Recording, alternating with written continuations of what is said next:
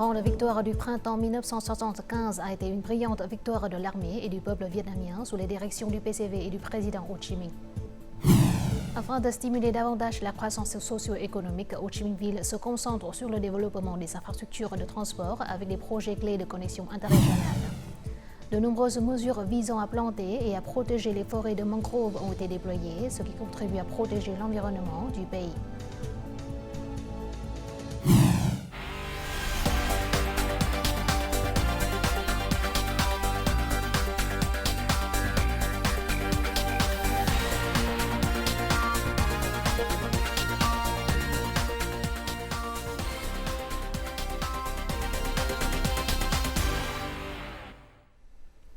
Mesdames, Messieurs, bonjour, bienvenue à cette nouvelle édition du journal francophone. Il y a 49 ans, le 30 avril 1975, l'offensive générale et le soulèvement du printemps 1975 avec comme point culminant la campagne historique Ho Chi Minh, permis de remporter la victoire finale. Le 30 avril 1975 a marqué la fin de la dernière guerre du Vietnam, apportant l'indépendance et la liberté au pays après 21 longues années de combats et de sacrifices, faisant entrer le Vietnam dans une nouvelle ère, celle de l'indépendance nationale et du socialisme. Le 30 avril 1975 à midi, les chars de l'armée de libération se dirigent vers le palais de l'indépendance. Peu de temps après, le drapeau du gouvernement révolutionnaire provisoire de la République du Sud-Vietnam est hissé au sommet du bâtiment. La campagne de Ho Chi Minh a remporté une victoire complète, démontrant la résilience et la volonté du peuple vietnamien de ne jamais se soumettre à l'envahisseur.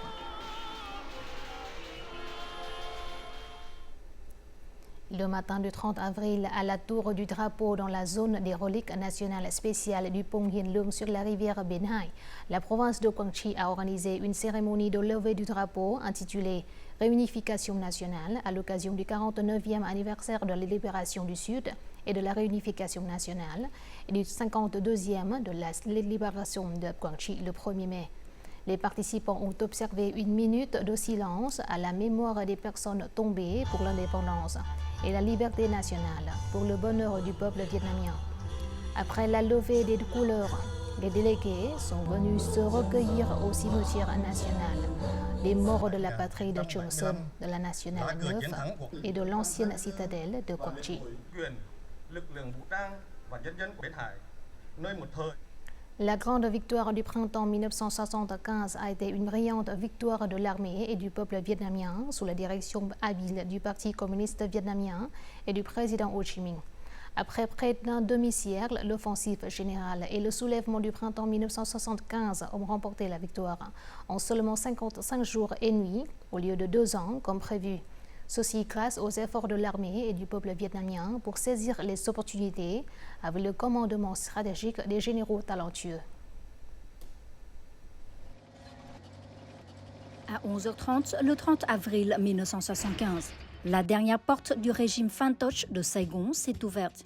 La victoire de l'offensive générale et du soulèvement du printemps 1975 est due à de nombreuses raisons, dont la saisie des opportunités par le parti et l'armée vietnamienne.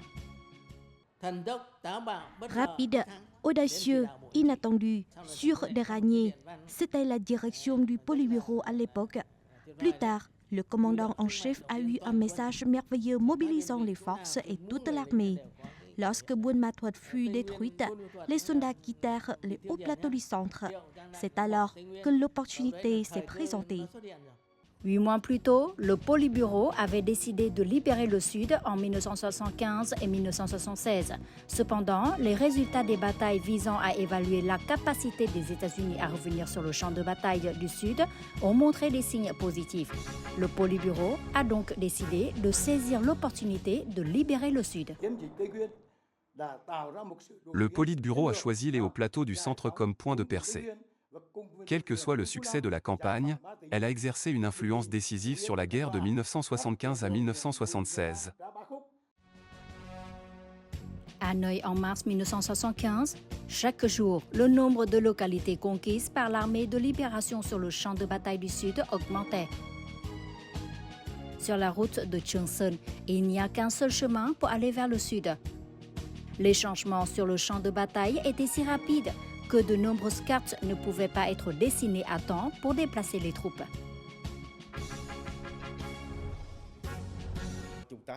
Le 8 avril, le ministère a été créé pour mener la campagne de libération de Saigon Jihadine.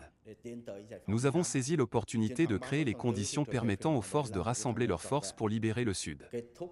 La victoire du 30 avril a mis fin à une longue guerre révolutionnaire visant à libérer la nation. 30 avril 1975, ce fut un jour historique pour toute la nation, une étape marquante démontrant le courage et la créativité des dirigeants du Parti communiste vietnamien pour choisir une opportunité stratégique pour libérer le Sud, unifier le pays et remporter une victoire historique. Le jour de la libération du Sud et de la réunification nationale est non seulement l'une des fêtes importantes pour le peuple vietnamien, mais aussi une opportunité pour les étudiants étrangers qui apprennent le vietnamien de mieux comprendre l'histoire du pays où ils vivent. Rencontrons-nous quelques-uns de ces étudiants dans le reportage qui suit. Voici un groupe d'étudiants venus de Russie, du Japon et des Philippines qui étudient dans les universités de Hanoï.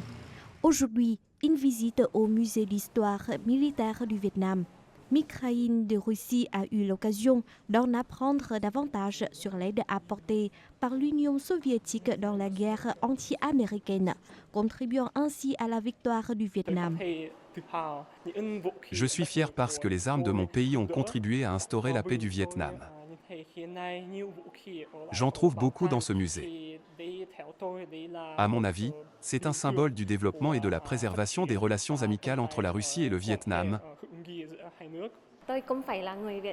Bien que je ne sois pas vietnamienne, je me sens vraiment émue quand je vois les tableaux dans ce musée. Plusieurs pays du monde ont aidé le Vietnam dans sa cause révolutionnaire.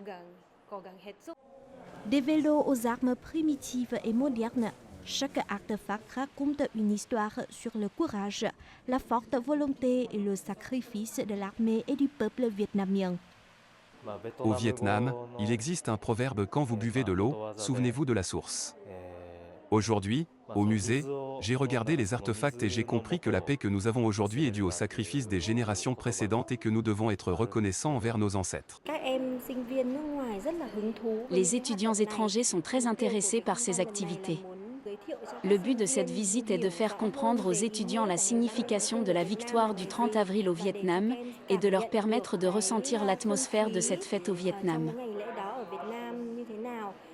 Aucun manuel ne peut rendre compte de toutes les difficultés que le peuple vietnamien a endurées au cours des longues ères de résistance. Les activités comme celle-ci constituent donc une expérience utile et significative pour les étudiants internationaux étudiant le vietnamien. En plus d'acquérir les connaissances historiques, ils ont également ressenti la solidarité et l'esprit indomptable du peuple vietnamien.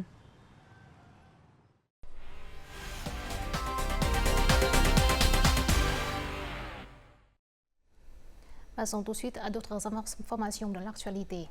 Au cours des 4 premiers mois de l'année, les investisseurs étrangers au Vietnam ont décaissé 6,28 milliards de dollars, ce qui représente une hausse de 7,4% sur un an. C'est aussi le chiffre le plus élevé observé durant la même période des 5 dernières années. Les industries manufacturières et de transformation ont absorbé 4,9 milliards de dollars, soit 78,5% du total des investissements directs étrangers décaissés. Sur les 50 pays et territoires ayant eu des projets d'investissement nouvellement autorisés au cours des 4 premiers mois de 2024, Singapour arrive en tête, suivi de Hong Kong, Chine, du Japon et de la Chine. 49 ans après la libération du Sud et la réunification nationale, Saigon, aujourd'hui connue sous le nom de Ho Chi Minh Ville, a fait des progrès significatifs en matière de développement socio-économique. La ville est devenue la locomotive économique du pays. Ces dernières années, grâce à la direction du parti et de l'État, elle a contribué à environ 23% du produit intérieur brut du pays et à 27% du budget national. Actuellement, afin de stimuler davantage la croissance socio-économique, Ho Chi Minh Ville se concentre sur le développement des infrastructures de transport avec des projets clés de connexion interrégionale. Depuis 2023, les infrastructures de transport de Ho Chi Minh Ville ont connu des changements spectaculaires. la ligne de métro numéro 1 Bến Thành Suối Tiên est achevée et se prépare pour un essai complet le 30 avril. Parallèlement à cela, les travaux de déploiement et de déplacement des infrastructures techniques sont en cours pour préparer la construction de la ligne de métro numéro 2 Bến Thành Tham Lương à partir de 2025. Le périphérique numéro 3 mesure 76,3 km de long et sa construction a débuté en juin 2023. Il s'agit d'un itinéraire important qui contribue à réduire considérablement le temps de trajet entre Ho Chi Minh Ville et Dong Nai, Bình Dương et Long An. Ces projets créent une dynamique pour les mécanismes de connectivité régionale. Comme le dit le proverbe, des infrastructures bien développées génèrent la prospérité. Il est donc nécessaire de moderniser les infrastructures et d'établir des liaisons de transport fluides. Deux projets de liaison régionale importants, qui sont la route nationale 50 et l'intersection d'Anphu, sont actuellement en construction et devraient être achevés en 2025. Avec le périphérique numéro 3, ces deux projets établiront une connexion importante entre Ho Chi Minh Ville et ses provinces voisines, offrant de nouvelles opportunités de développement dans la région. Dans le processus d'approbation des politiques et des projets d'investissement, Ho Chi Minh Ville prévoit d'élargir le mécanisme impliquant les provinces et les villes voisines, leur permettant d'être davantage proactives dans leurs initiatives de développement. Le Conseil populaire de Ho Chi Minh Ville a approuvé 5 projets de portes d'entrée et de circulation urbaine. Ces projets de transport relieront les régions et les centres économiques. Leur achèvement devrait atténuer les embouteillages locaux, renforcer la connectivité et stimuler le développement socio-économique de la ville.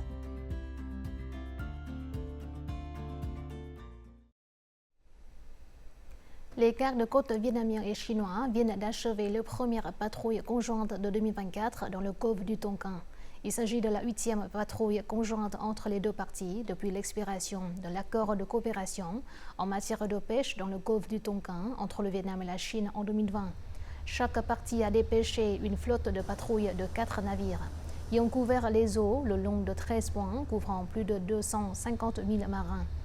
Au cours de la patrouille, les deux parties ont procédé à des inspections et surveillé les navires de pêche opérant dans les eaux adjacentes à la ligne de délimitation. Les gardes-côtes vietnamiens ont également inspecté la conformité des navires de pêche du pays aux réglementations liées à la pêche illégale, non déclarée et non réglementée et aux recommandations de l'UE. Le temps chaud, accompagné de vents violents, a provoqué la propagation rapide du feu à la forêt protectrice gérée par le Conseil provincial de gestion de la province de Kiên Giang. Des centaines de pompiers et de véhicules ont été mobilisés pour éteindre l'incendie. Actuellement, la zone touchée par le feu est pour l'essentiel contenue. Mardi matin, la zone forestière de production de Rapsay sous la direction de la 330e division avait été effectivement bouclée pour contrôler et empêcher l'incendie de se propager à d'autres zones. Diverses mesures sont toujours mises en œuvre pour créer des coupes-feux et empêcher la propagation des flammes aux zones environnementales. Les estimations préliminaires suggèrent qu'environ 400 hectares de forêt ont été endommagés, mais heureusement, il n'y a eu aucune victime.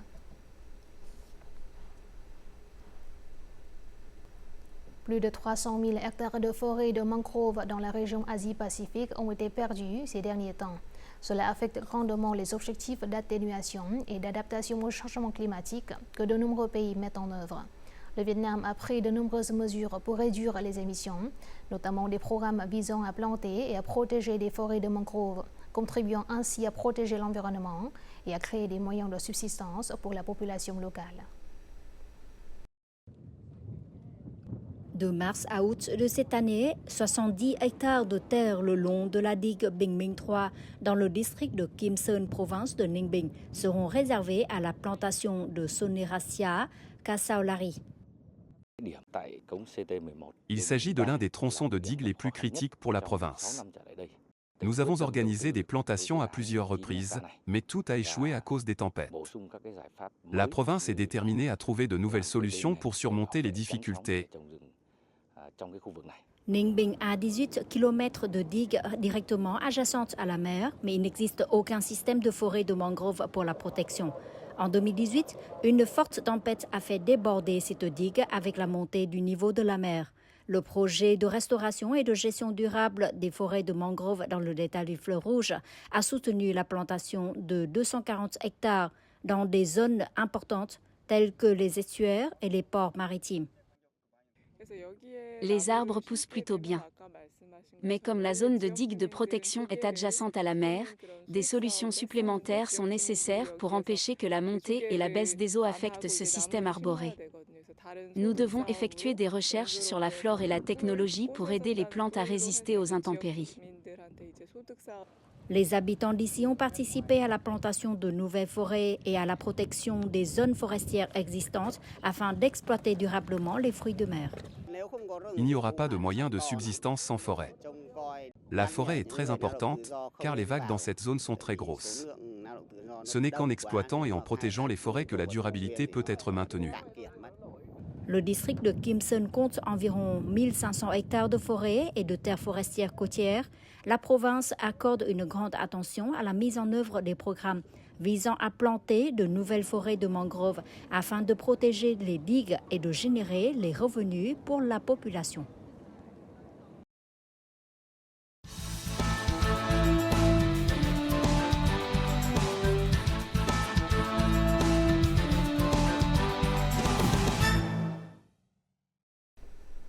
Situé à 40 km de Hanoï, le village de Cao Thon dans la province de Hue Minh est l'un des plus anciens villages de fabrication d'encens du Vietnam.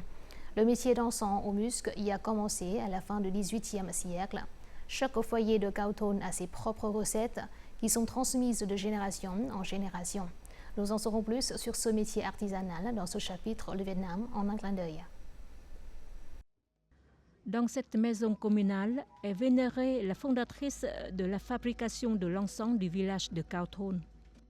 Dans notre village, il y avait autrefois une femme âgée nommée Dao, dont la famille du mari pratiquait depuis longtemps la fabrication d'encens.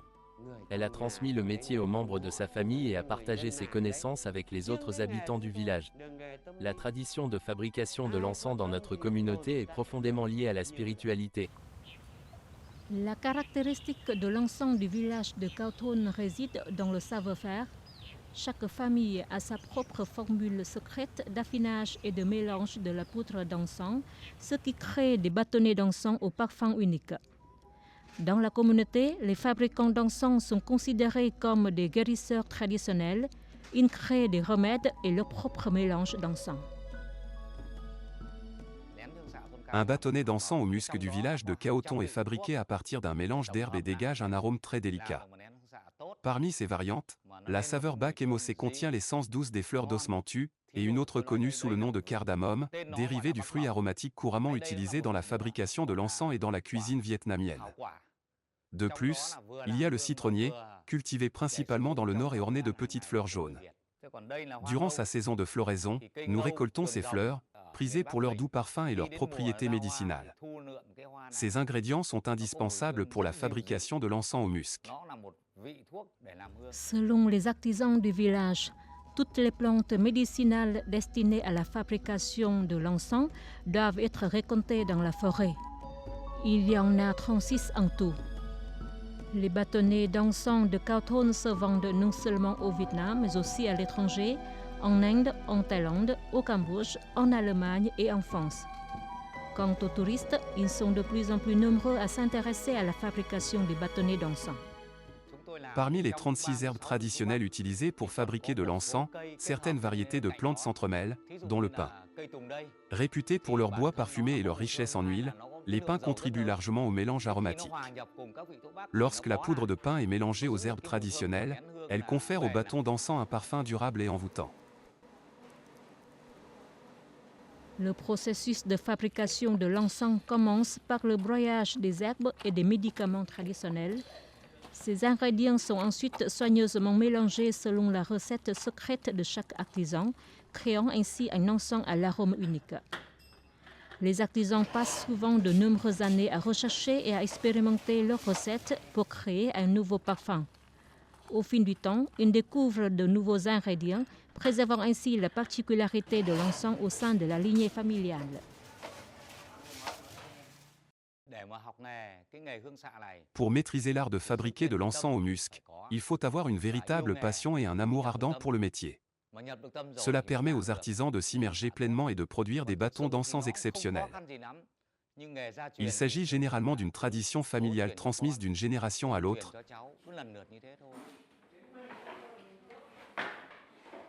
Dans ce village de métiers traditionnels, les fabricants d'encens sont considérés comme des spécialistes, non seulement dans la création de parfums et le mélange d'ingrédients, mais aussi dans le sens artistique. À l'heure actuelle, ces villages ont commencé à intégrer des machines dans le processus de production. Cependant, la fabrication artisanale de bâtonnets d'encens se perpétue. Ensemble, les villageois s'efforcent de préserver l'essence, l'authenticité et le charme rustique de leur artisanat ancestral.